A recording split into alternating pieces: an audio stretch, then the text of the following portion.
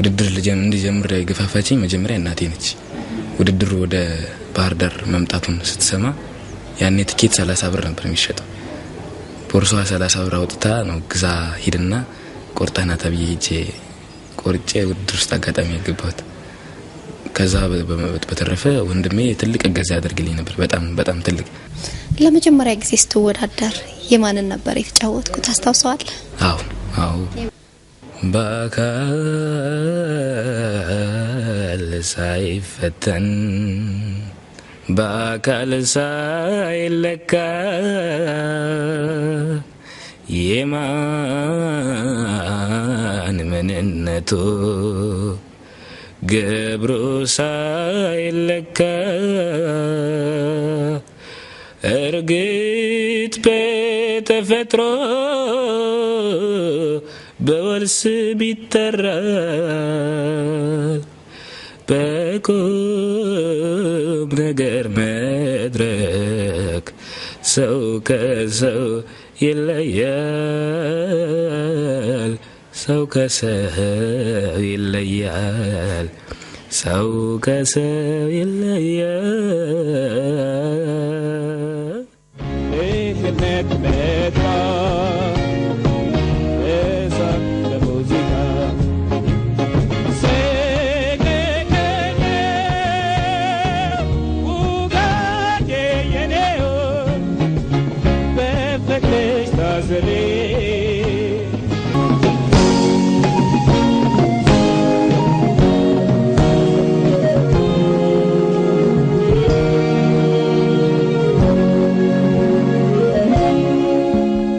ለ2 ዓመት ያህል ውድድሩ ሲካሄድ 6000 የሚደርሱ ተወዳዳሪዎችን አሳትፏል። ሁለተኛው ዙር የኢትዮጵያን አይዶል ፕሮግራም ከፍተኛ ጥረትንና የተፈጥሮ ስጦታን የሚጠይቀው ውድድር ብዙዎችን ገና ከጅምሩ አሰናብቷል። በጠንካራ ውድድር ውስጥ ተስፋ ሳይቆርጡ የግል ተሰጥኦአቸውን ለማሳየት ጥረት ያደርጉ የነበሩ ወጣቶችን ደግሞ በጥሩ ውጤት እንዲያጠናቅቁ አድርጓል። በዛሬው ዝግጅታችንም ከውድድሩ አሸናፊዎች መካከል አንዱ ከሆነው ወጣት ጋር ነው ቆይታ ያደረግነው። ስሜ ማስተዋል ያይ ይባላል። ያው እንደምታውቁት በኢትዮጵያን አይዶል ውድድር ላይ ነው እኔን የምታውቁን ወይም እኔ ተሳታፊ የሆንኩት በኢትዮጵያን አይዶል ውድድር ላይ ነው። እንግዲህ ነገሮች እዚህ ደረጃ ደርሰው ሁለተኛ ወጥቼ ነገሬንም ክልሌን ማስጠርቼ እዚህ ይገኛለሁ ማለት ነው። ከልጅነትን ጀምርና እንደው አስተዳደግ ምን ይመስል ነበር? በተለይ ደግሞ እንደው ለሙዚቃው የፈጠረልህ ነገር ነበር ወይ አስተዳደግ? እስኪ በዚህ ዙሪያ ምን የምትለን ነገር አለ? አስተዳደግን አሁን ላይ ሆኜ ነው ሳስበው የነበር እንጂ ከበፊቱ ማንም የሚያስበው ነገር የለም። ግን አሁን ላይ ሆኜ አስተዳደግን ሳስበው አባታችን በተለይ ለቤተሰቡ ትልቅ ፍቅር ስለነበረው ነገሮችን ፍሪሊ ነበር የምናደርገው። ብዙ ጊዜ ደግሞ በተለይ በአርት ውስጥ እንድንሰራ ወይም እንድንገፋ ይገፋፋ ነበር። ከዛ በፊትም እሱ የክራር ተጫዋች ስለነበረ ውስጡ ፍቅር አለው ማለት ነው፣ የሙዚቃ ፍቅር ስላለው ከዛ ጀምሮ ነው እንግዲህ ወደ ትምህርቱ ዓለም ገብተን የ8ኛ ክፍል ተማሪ ሆኜ ነው ሙዚቃን የጀመርኩት። እንዲሁ በአጋጣሚ የጀመርኩት። ከዛ በኋላ ውድድር መጣ 2002 ዓመተ ምህረት ላይ 2000 ዓመተ ምህረት ላይ ውድድር መጣ። ይሄንም እንዳጋጣሚ ገባሁ፣ ተወዳደርኩ፣ አለፍኩኝ። ለ8 ዙራት ያህል ኮምፒቲሽን ካደረግን በኋላ የመጨረሻ ውድድር ይኸው በመስከረም 17 ቀን ተጠናቀቀ ማለት ነው። የተለያዩ አማተር ክበባት አሉ። ምናልባት አንተም እዚህ ባህር ዳር ወደ አማተር ክበባት ገብተህ የመስራት እድሉ ገጥሞ ያውቃል? ያው ባህር ዳር ላይ አማተር ክበብ መግባት የጀመርኩኝ ውድድር ከጀመርኩ በኋላ ነው። ምክንያቱም መቼም ውድድር ነው፣ ጥሩ ስራ ማቅረብ አለብሽ። ጥሩ ስራ ለማቅረብ ደግሞ አንቺ ትሬኒንግ ማድረግ አለብሽ። ትሬኒንግ ለማድረግ አማተር ክበቦች ናቸው እዚህ ክፍት በብዛት የነበሩት። ከ3 ክበቦች ነበር ተሳሪ ነበረው። ከዛ በኋላ ትሬኒንግ ያደረኩኝ ነው እንግዲህ እዚህ ደረጃ ደረስኩ ማለት ነው። የኢትዮጵያን አይዶል ውድድር ያው ስትጀምር የቤተሰቦች እገዛ ነበረበት ወይስ በራስ ፍላጎት ነው ያው ተመዝግበ ለመወዳደር የሞከርከው? በጣም ማለት ይሄን አሁን ብቻ አይደለም እናገረው፣ ከዚህ በፊትም ብዙ ጊዜ ደጋግሜ ተናግሬያለሁ። ውድድር እንድጀምር የገፋፋችኝ መጀመሪያ እናቴ ነች። ውድድሩ ወደ ባህር ዳር መምጣቱን ስትሰማ ያኔ ትኬት 30 ብር ነበር የሚሸጠው። ቦርሷ 30 ብር አውጥታ ነው ግዛ ሂድና ቆርጣና ተብዬ ሄጄ ቆርጬ ውድድር ውስጥ አጋጣሚ ያገባሁት። ከዛ በተረፈ ወንድሜ ትልቅ እገዛ ያደርግልኝ ነበር፣ በጣም ትልቅ። ለመጀመሪያ ጊዜ ስትወዳደር የማንን ነበር የተጫወትኩት ታስታውሳለህ? አዎ ቴዎድሮስ ታደሰን ስራ ነበር የሰራሁት። ውባለም ናፈቅሽኝ የሚል ስራ ነበር ስራ ነበር። ኦኬ ውባለም ናፈቅሽኝ ነይ ናፈቅሽኝ ነይ ናፈቅሽኝ የኔ ዓለም ናፈቅሽኝ ነይ ናፈቅሽኝ ነይ ናፈቅሽኝ በህልሜም በእኔም በሀሳቤ ታየሽኝ አገሬ ናፈቅሽኝ የኔ ዓለም ናፈቅሽኝ ነይ ናፈቅሽኝ ነይ ናፈቅሽኝ ውብ ዓለም ናፈቅሽኝ ነይ ናፈቅሽኝ ነይ ናፈቅሽኝ በህልሜም በእኔም በሀሳቤ ታየሽኝ አገሬ ናፈቅሽኝ ሰማዩ ጠቆረ ደመናው ተቆጣ ወጨፈው ወጨፈው ጀንፈሮ መጣ ዝናቡም ዘነበ ወንዙም ደፈረሰ ትዝ አለኝ አገሬ ሆዴም ተላወሰ የማድጋው ጥንስስ ተላው ዶሮ ወጡ ሽታው ይናፍቃል አገር ቤት ሲወጡ እንኳን ጮማው ቀርቶ ሙክቱ ቀሪ ነው እንጎቻ አይገኝ የእናት ቤት ዘንጋዳው የእናት ቤት ዘንጋዳው። እስኪ ወደ ውድድሩ እንመለስና እንደው ብዙ ጊዜ ያው መድረክ ላይ የተለያዩ ስራዎችን ማቅረብ አንድ ነገር ነው። ውድድርን ስታስብ ግን እንደው በወቅቱ ምንድን ነበር ይሰማህ የነበረው? በመሰረቱ የመጀመሪያ ውድድሬን ሳደርግ ልጅነትም ጭምር ስለነበረ ከውድድር እንደ ውድድር አይቼው አይደለም የገባሁት፣ እንደ ፈተና አይቼው ነው የገባሁት። በእርግጥም በዛን ሰዓት ፈተና ነው እንጂ ውድድር አልነበረ እና በጣም ድንጋጤ ነበር። በዛ ላይ መድረክ የመጀመሪያ ነው። መድረክ የጀመርኩት በኢትዮጵያ አይዶል ውድድር ላይ እና እነዛ ነገሮች ተፈጥረው ነበር። ውድድሩ በአንድ በኩልም የማስተማሪያ መንገድ ነበረ። በየዙሮቹ ይሄንን ብታደርጉኝ ብታስተካክሉ ተባሉ ነበርና እንደው ምን ያህል ትምርት ሰጥቶኛል ምን ያህል ለውጦኛል ብለህ ታስባለህ? እዛ መድረክ ላይ ከባለሙያ ከኦዲየንስ ሲሰጥ የነበረው ነገር ያ እስከ 3ኛ ዙር ድረስ እኔ ምንም አውቀው ነገር የለም ማለት ቴስት መስፈን እንደምችል ብቻ ነው ማስታወሰው ነው ወይ መስፈን እንዳለብኝ ብቻ ነው ማስታወሰው። ከዛ ውጪ ቅኝት ኪ ሪትም ምናምን የሚባሉ ነገሮች ላይ ብዙም ኮንሰንትሬት አላደርግም ማላቅም አብዛ ሰዓት። ከ3ኛ ዙር በኋላ ነው ጋሽ አርቲስት ጥላሁን ገሰሰን ስራ የነበረኝ ኮሜንት ነበር። ከዛ በፊት የተሰጠኝ ኮሜንት ቴዲ ታደሰን የሰራኝ ነበር። እነዛ ነገሮች ለማስተካከል ጥረት አድርግ ነበር። ምክንያቱም ውድድሩ ጠልቄ ገባው ኮምፒቲሽን ውስጥ ነው ያለሁት።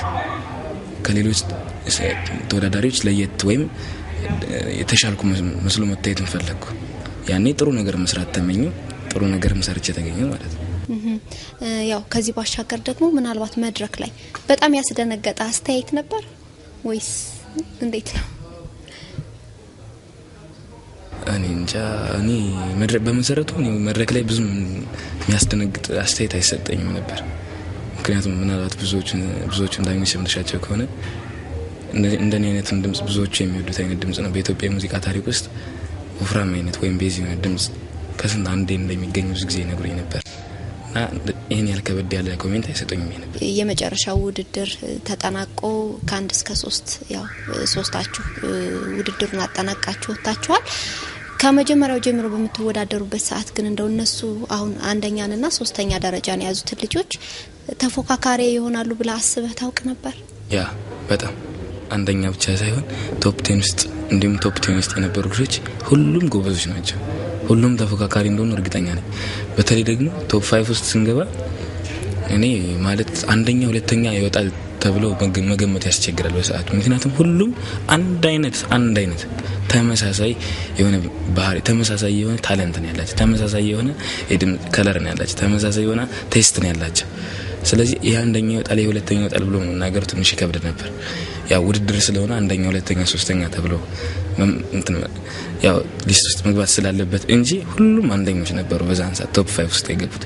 ከዛ በፊት የነበሩት ተወዳዳሪዎችም በጣም ጎበዞች ነበሩ። ቶፕ 5 ውስጥና ማለት በገባበት ሰዓትስ እንደው የአንደኝነት ደረጃን አገኛለሁ የሚል ስሜት በውስጥ አልነበረም? በመሰረቱ ከዚህ ላይ መናገር የምፈልገው ነገር ቶፕ 5 ውስጥ ያሉት ልጆች ሁላችንም ወንድማማቾች ነን።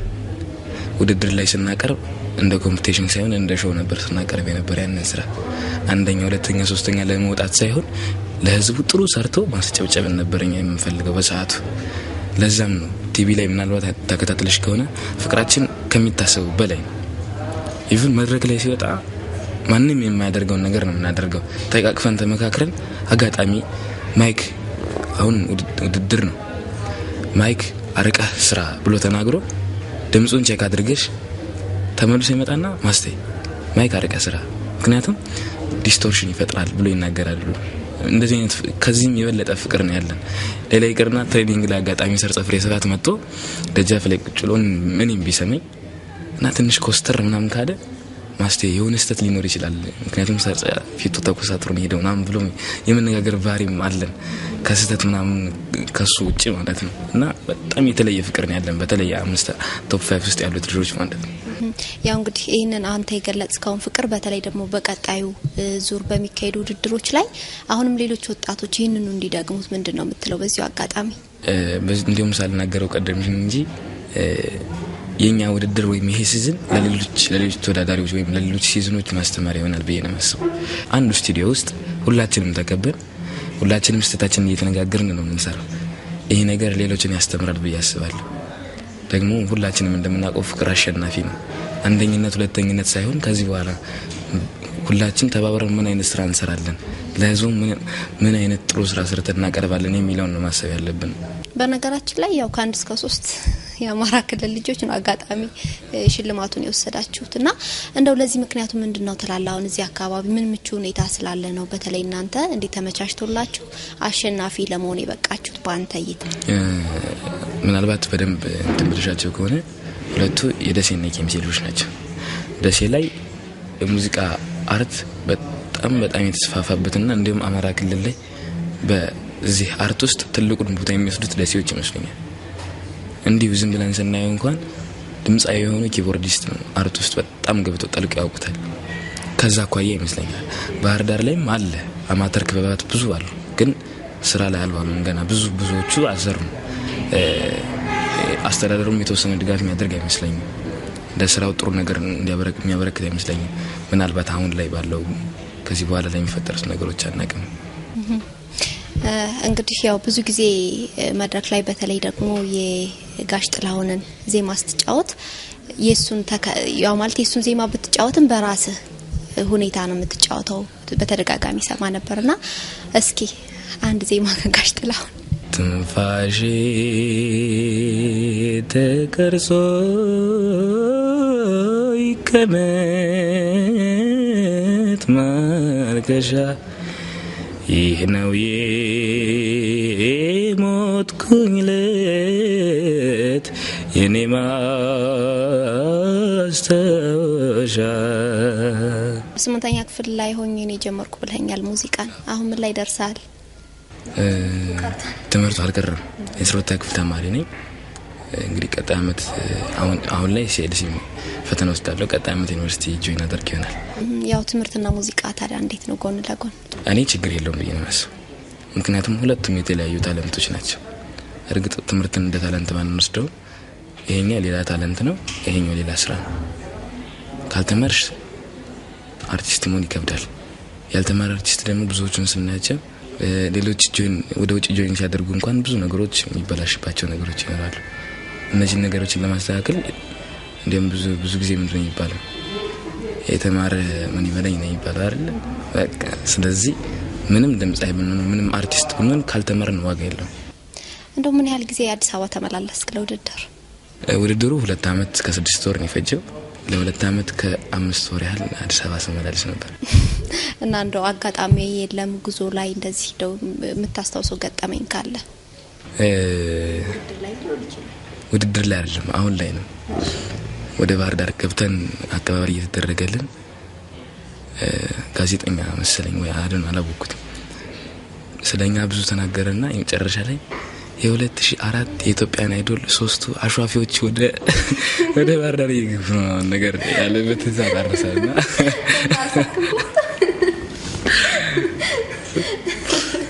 ያው የቃላት ተጣጣሽ ለማለት ነው በጣም ስቀን ነበር አቀባበሉ ያው ስላቀባበሉ ስላነሳ ማለት ነው እንዴት ነበር እንዴት አገኘው የህዝቡን ስሜት አሸንፈስ መጣ ያው ወደዚህ እንደምንመጣ የተወሰነ ብዙም አልነበራቸው ከ3 ቀን በፊት ነው የተነገራቸው ብዙም አልተዘጋጁበትም ግን እንደልፋቸው ጥሩ ነገር አድርገዋል በ3 ቀን ውስጥ ጥሩ ነገር አድርገዋል ብያስባለሁ ለዛ ይመስለኛል ህዝቡም ብዙም አቀባበል ያደረገልን የተወሰነ ህዝብ አቀባበል አድርጎልናል እንደዚህ ላከበሩን ህዝቦቻችን ደግሞ ቴንኪው በስራችን እንክሳለን ማለት ነው ፈልገው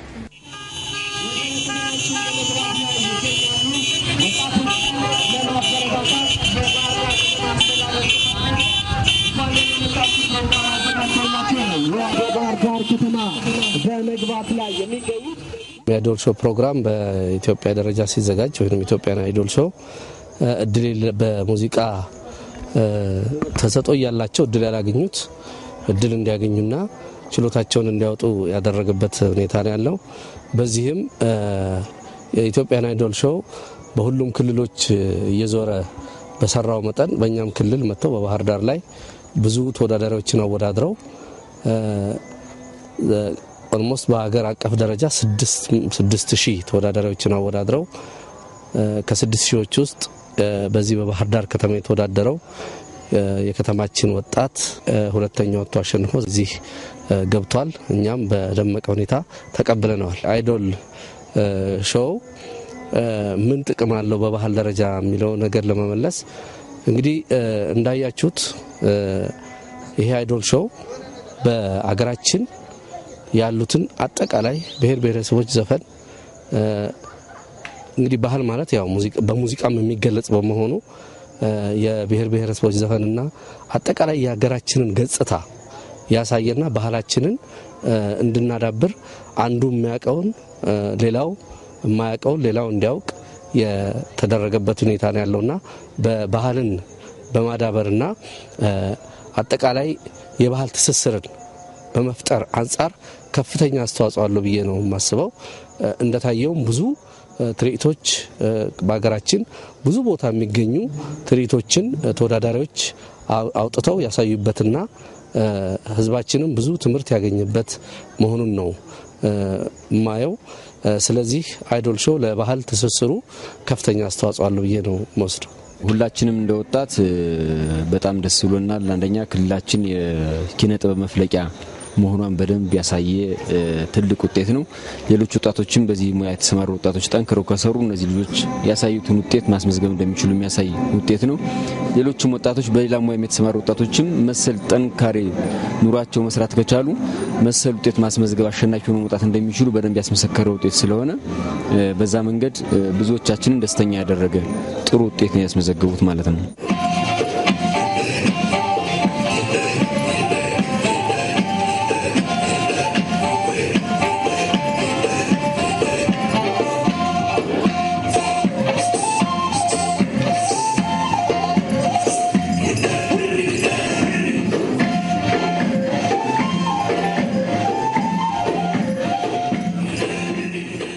ሚኒሊክ ወሰናቸው ዜማ በጣም እንደምትታወቅ ብዙዎች እየገለጹልኝ ነው አንተ ምን ሐሳብ አለ በዚህ ዙሪያ ትክክል ነው ያው ብዙ ጊዜ ሳችን ስራ መስራት ፈልግ ነበር በፊትም ራሱ ከበድ ያለ ስራ ነው ያላቸው ከኢትዮጵያ ሙዚቃ ታሪክ ውስጥ ለየት ያለ ሙዚቃ አዘፋፈን ስታይል ያላቸው ሰው ናቸው ኦፔራ ስታይል ወይም ፔንታቶኒክ ስታይል የሚባል ስራ ዳያቶኒክ ስታይል የሚባል ስራ የሚሰሩ ሰው ናቸው ከዛም አኳያ ይመስለኛል እንዲሁም ከዳኞች ለሳቸው ያለው ፍቅር ከዛም አኳያ ይመስለኛል እንዲሰራ የተገደድኩት ስለዚህ ያው የሚኒሊክን ዜማ እንጠብቃለን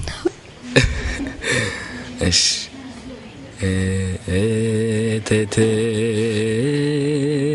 በረደ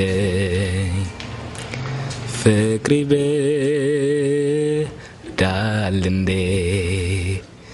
የትዝታው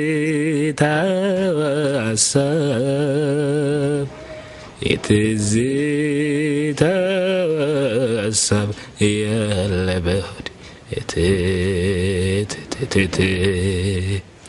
እትት በረደኝ አንቀጠ ቀጠኝ ፍቅሯ ልቤ ገብቶ ፍቅሯ ልቤ ገብቶ ደም ቢፈጀኝ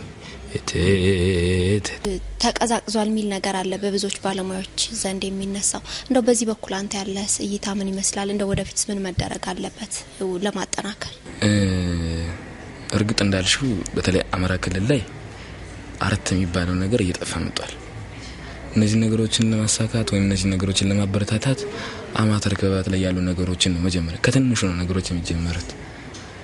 ከአማተር ክበባት ላይ ያሉ ነገሮችን ከፍ ያደረጉ መምጣት አለብን። አማተር ክበብ ላይ በኪቦርድ የሚሰራ ከሆነ ወይም በፍሎፒ ወይ በፍላሽ የሚሰራ ከሆነ አንድ ጎበዝ ኪቦርድ ተጫዋች ቀጥሮ የማሰራት ፕሮባቢሊቲ ቢፈጠር ይሄ ራሱ አንድ ትልቅ ነገር ነው። ለዛ ይመስለኛል እነዚህ አሁን ደሴ ላይ እንደነገርኩሽ ብዙዎቹ ኪቦርዲስት ናቸው። ማንንም የፈለገውን ያህል ሙዚቃ ይሰራል። እዚህ ጋር ግን ብዙ ጊዜ ተቀርጾ ካልሆነ በስተቀር አይሰራም። እንደውም ውድድር ላይ የራሴ ተጽዕኖ ፈጥሮብኝ ነበር የሆነ ሰዓት ላይ ምንም አይነት ሙዚቃ እንዳልመርጥ ያደረገብኝ ሰዓት፣ ፍሎፕ ላይ ያለውን ስራ ብቻ እንድመርጥ ያደረገብኝ ሰዓት ነበር። እነዚህ ነገሮች ሊከሰቱ ይችላሉ። በሌላ በኩል ደግሞ ብዙ አርቲስቶች አሉ። እነ ዳግሞ ያሊ ምንወስድ እዚህ መጣው ጥሩ ስራ መስራት የሚፈልጉ ሰዎች አሉ። እኔ ጋር ራሱ ብዙ ነገር አውርተናል። ከዚህ መጣው የትምህርት ቤት ከፍተው ሁሉንም ቃቸውን ወደ ያመጣው ስራ መስራት ይፈልጋሉ። ለኑሮም ለሰላም ጥሩ ናቸው ብለው ስለሚያስቡ እነዚህ ነገሮች ሊሳኩ ይችላሉ።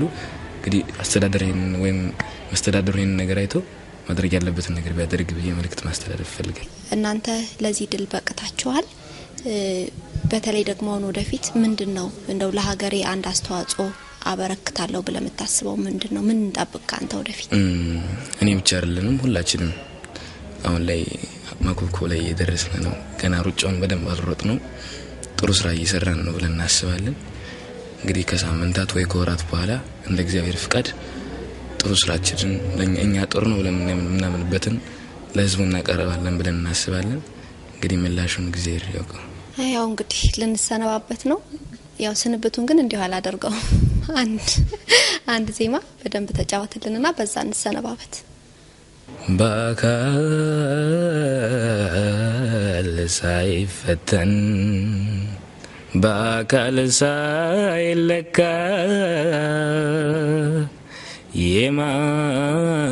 የማን ምንነቱ ገብሩ ሳይለካ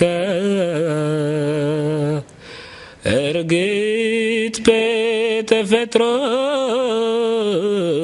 በወልስ ቢጠራ በቁም ነገር መድረክ ሰው ከሰው ይለያል። ሰው ከሰው ይለያል። ሰው ከሰው ይለያል። ይህነት መጣ